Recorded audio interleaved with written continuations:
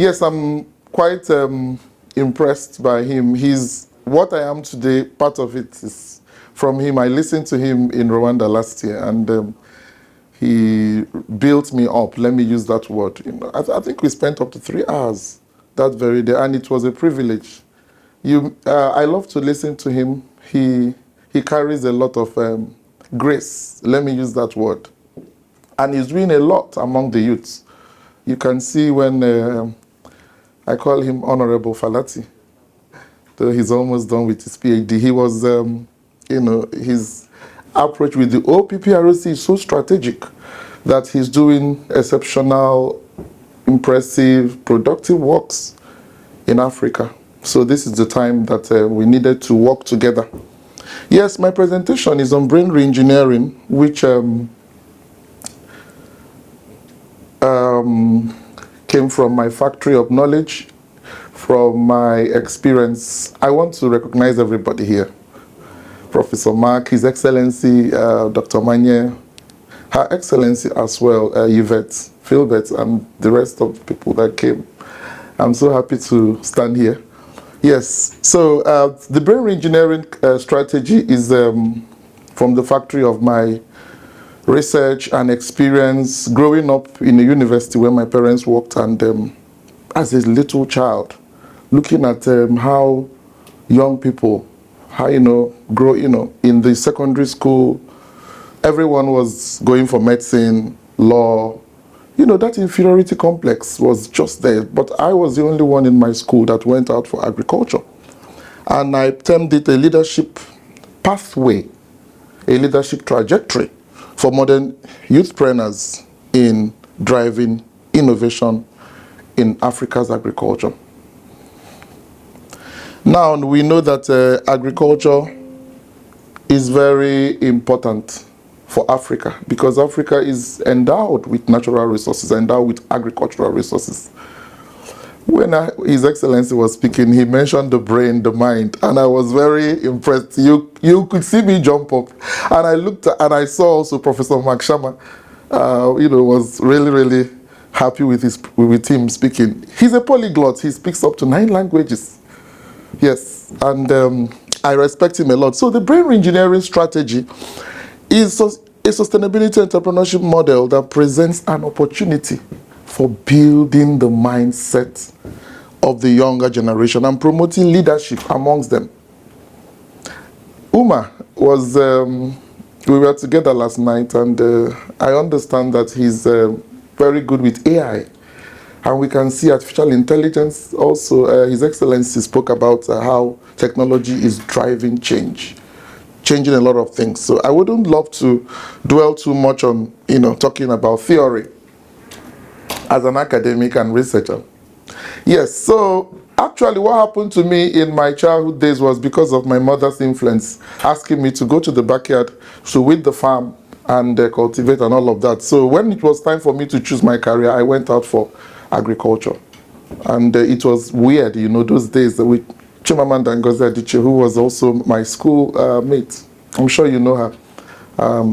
Purple hibiscus, half of a yellow sun. Yeah, we are all in the same school, in the same environment, growing up. And, my story was very, it wasn't funny at all, because I had to encourage myself, to pass through that institution, did masters, this PhD, before I went to South Africa to do my postdoc. And it was really an experience that changed my whole perspective about agriculture around. So, yeah, His Excellency has said virtually everything. So let me just get to the pillars. So these are the 5 pillars of the brain reengineering idea, which I developed, and I've also registered it in the Library of Congress in Washington, D.C. Perception change, wrong mindsets. How do we begin to understand the system? How are we going to identify where the wrong ideologies, the mindset that may not really work? Maybe it had worked before, but this time around, it's no longer working. Here he has, mentioned, His Excellency spoke about, the human, we are now getting, challenged. because of robotics and mechanized farming. Technology is changing a lot of things, the face of things. So what's going to happen? Begin to ideate an entrepreneurship, coming up with business models that can shape the agriculture space. We are talking about leadership among young people. How are they gonna come up? How are young people building up their mindset? So now, from the question is Her Excellency Ambassador Yvette was asking, how do we cooperate together?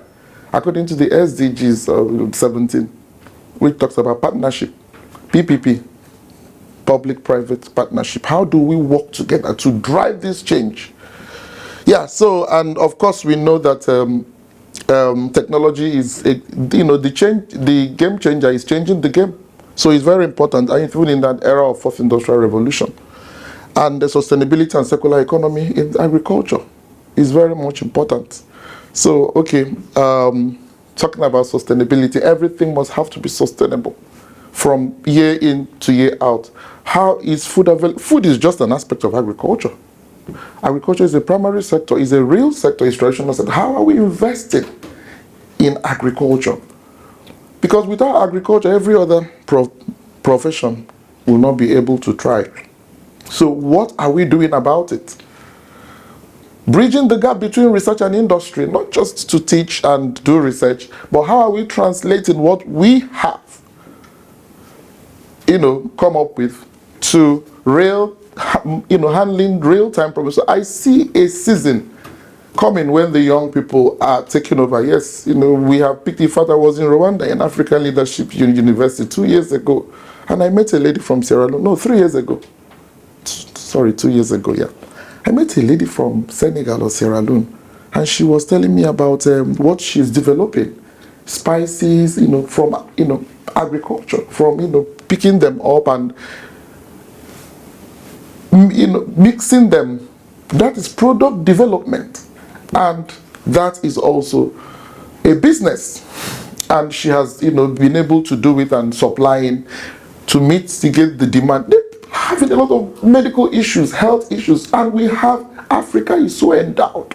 So, and in a season where, the trade, there's so much demand for food. And sometimes we always rely on the NHS, we rely on health, those health institutions that will provide us with medicine and all of that. When we have our food, there's somebody who had a diabetic issue the other time, and he ordered a drug from the US, $500. And when he brought it, he looked at the back and said, bitter leaf that grows at the backyard of some of our households. Venonia amygdalina is bitter leaf. Bitter leaf is very important. So anyway, not just bitter leaf, vegetables, indigenous vegetables, but we rely on processed foods, social equity. So these are the 5 pillars of the brain regeneration. So the mindset issues, he has spoken a lot. He spoke about KSA, I remember, knowledge, skills, and attitude. You can see I was paying rapt attention. I was multitasking at the same, but I don't joke with listening as a teacher. Are we listening? Do we understand in such forum where we are supposed to meet people and engage with people and see how we can help Africa? Africa is the future. I remember 3 years ago, I was invited to the University of Sunderland conference. I spoke and I met Professor Imafidon. He's quite a respectable man, and he was telling us how India is at the fulcrum of driving change in the world. So, and he's told us that Africa is the future. And he gave us facts. And, those figures, I was paying rapt attention to Ambassador Naim when he was giving those figures about Nigeria. I'm originally Nigerian, and I was like, wow. He knows everything. Yeah, so the empower, inspire, support, and develop role model is an aspect of leadership. So I see young people. And, last night I saw also, and I support his ambassador when he mentioned about Falati's, initiative, promoting and confidence, not just coming here to you are not confident of your culture. But that cultural confidence is very important where we are coming from. So navigating complex situations using the brain engineering initiative. So this is not just for agriculture, it has become a model for transforming systems. For transforming systems, like there's something we are developing for conflict transformation and disaster management also. So I have, been in close discussion with Honorable Falati on how we can do something, and I'm also trying to do something with Ambassador on leadership. So, and I will, we are, on that process, and we are in the process of selecting people who can push and make the initiative move to the next level. Ambassador Yvette. So, brain engineering is considered a crucial pathway in leadership. You can see it's very important. So, youth lead as agents of change. United Nations initiate research that told us about the role of youths in transforming food systems. Food systems in the world cannot be overemphasized. It's very, very important. And trying to conceptualize agricultural systems, 4 aspects: production, processing, distribution, and consumption. So all these activities, they have aspects that young people can come in and fill up the gaps. Young people are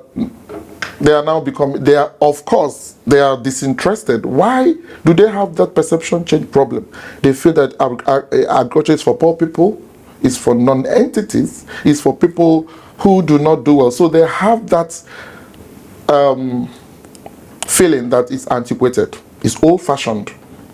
So, and so you can see some of us, when Ambassador Naim told me his story that he was pushed to study horticulture, you remember? And he studied horticulture as his first degree, but he has, delved into a lot in socioeconomics and all of that. But, well, that is his own story. For me, I stayed put in agriculture. But now, even though I've moved into the development sector, I just earned my MBA in business management. I'm trying to look at hospitality industry also, from research and then implementation. So, Ambassador Yvette is a Commonwealth ambassador.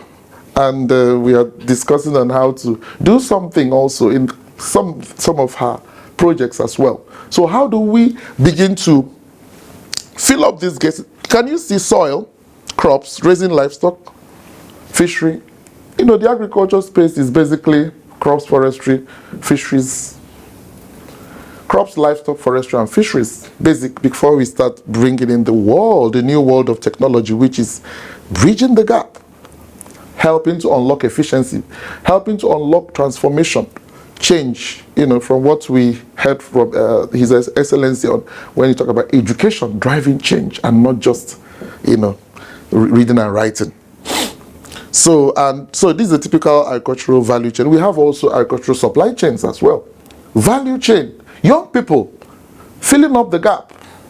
Filling up the gap is very important. Packaging, logistics. How many of us have not eaten since yesterday? It's hard. We want to grab something. And I was even up, I didn't even eat till I came here. And I was seeing how everybody was jumping to get something to eat. It's very important. We must eat. That is how agriculture, we must treat agriculture with all care. And health comes from agriculture. So this is something I have so much experience in.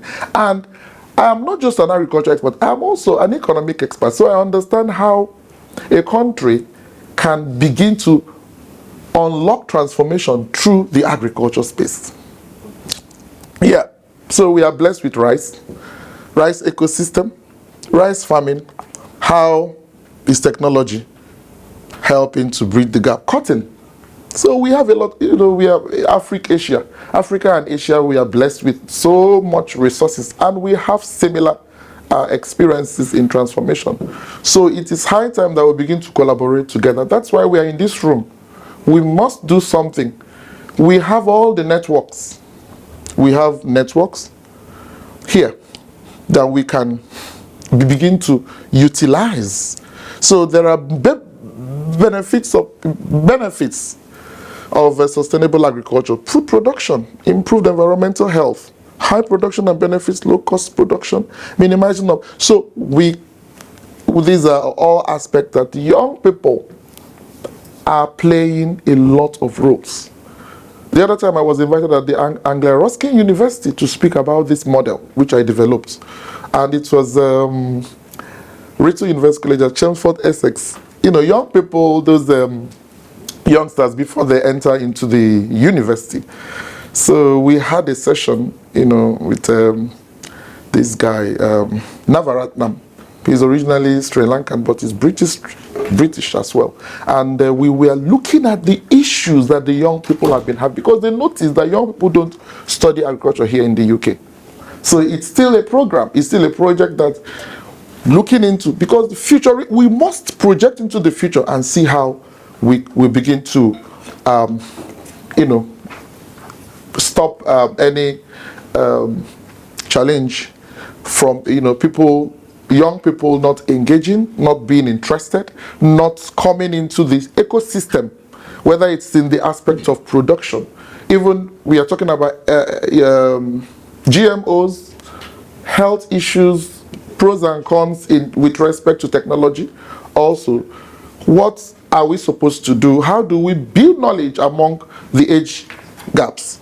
So, and these are some challenges. Most of the the challenges with agriculture in Africa and Asia. You can see them lack of this, lack of that.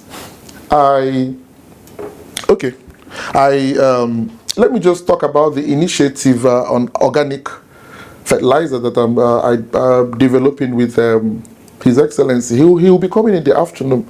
His Excellency Mutaboba.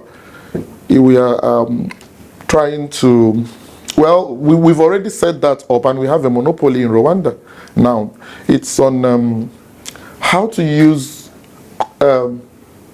human waste and surface soil from construction industry to produce organic fertilizer, which of course is friendly. It's very important, yes. So, and we have, the demand is there. During the Russia-Ukraine crisis, these are real-time issues, you know, even the Israel, the Gaza problems, you know, those wars.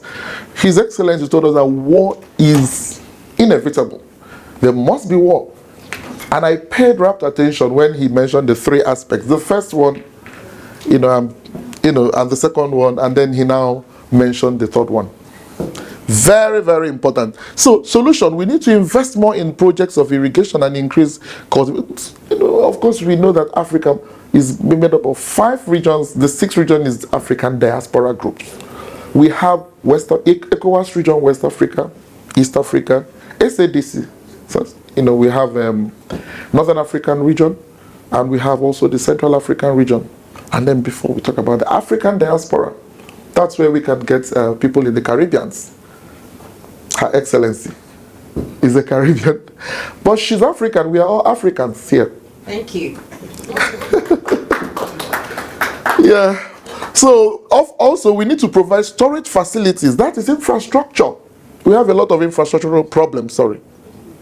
And Dr. Beatrice is a German lady who, my meeting with her, I wouldn't want to go into that, but I met a woman who loves Africa. She's, a German lady, and she told me that she has much affluence. She grew up, she has never seen poverty in her life, but a young man was siphoning money from her, and she was willing to give all the money, and she told me how much. I said, what? I said, anyway, we developed a pets foreign policy ecosystem, and it's for the young people, farmers of Africa, young people, the youths. And her approach was policy, economic, technology, and society. Yes, and I have featured, this is my experience now, my testimonial. I was asked to, I co-founded an initiative. His Excellency was there as a speaker in the last IBMA conference in Kigali. And Isaac Kagara, who is the president and the founder of AOT, Africa Organization of Technology and Agriculture, and I'm also a co-founder now. And I'm the chair of the scientific committee. So we had this first conference in 2023, and this is also from it. And so what we do is that we try to transform research into monetize agriculture. So, and the brain engineering strategy, I presented it there, so that's why you see it.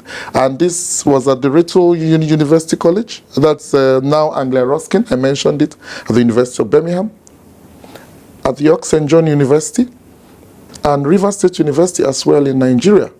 Because what I do now, because I have my own, what do you call it, way of framework of unlocking whatever I do in the academia or in the research domain. So I present myself as a vessel who helps to network people. I do a lot of networking, and I understand that networking is very crucial, is very important in unlocking the transformation that we need in Africa. So this was last year's IBMA. You can see His Excellency there. And you can see also Professor Lumumba, and the Vice Chancellor of University of Kigali, Rwanda, and the representative of Minister of Agriculture in Rwanda. So these, we are working a lot. Professor Francois as well, bridging the gaps with the SDGs. So I've also, I feature also as a food, famine and, alliance of European Technology Chamber, just to be there and ensure that we are also helping the young people, helping the poor people, helping to unlock development in the places, being strategic like the OPPRC. So we need to form a forum for those who are interested in agriculture. I had featured in the President's Budget of Renewed Hope 2 years ago. I featured twice in a week. So I was telling them how the Southeast Asian country, Indonesia, were able to navigate the same challenges that our country, Nigeria, because it was a national program focused on Nigeria. So I was telling them, you know what happened recently? And I saw somebody who was speaking the same thing. He said, Indonesia. I said, what? So they have understood that we are passing through the same challenge, and Indonesia have been able to navigate to a reasonable extent the challenges that they are passing through with respect to having so much multi-ethnic groups, having poverty issues from the rural areas. How are they unlocking rural infrastructure in the rural, because every intervention in the rural areas directly will do what? Will unlock transformation in agriculture space as well. So as I begin to conclude, so the president looked at some of those issues. You can find them online. So how does brain engineering, what are the successful tips, especially for micro, small, and medium scale enterprises, to achieve legal compliance, among other benefits? And this was my first publication I did with the food log.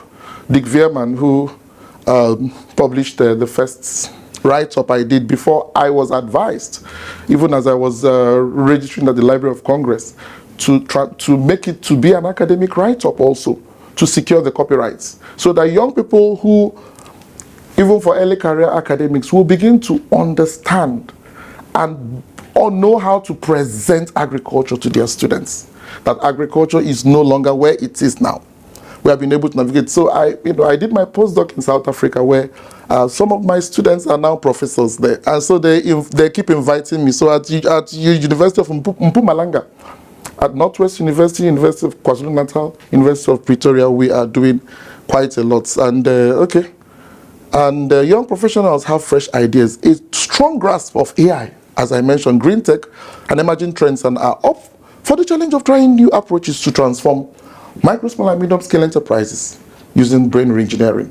So realizing the significance of youth role, several organizations are prioritizing the youth empowerment and involvement in using those technology. I had received, this is from Mayor of Birmingham, appreciation some time ago. Can I thank you for listening? Thank you.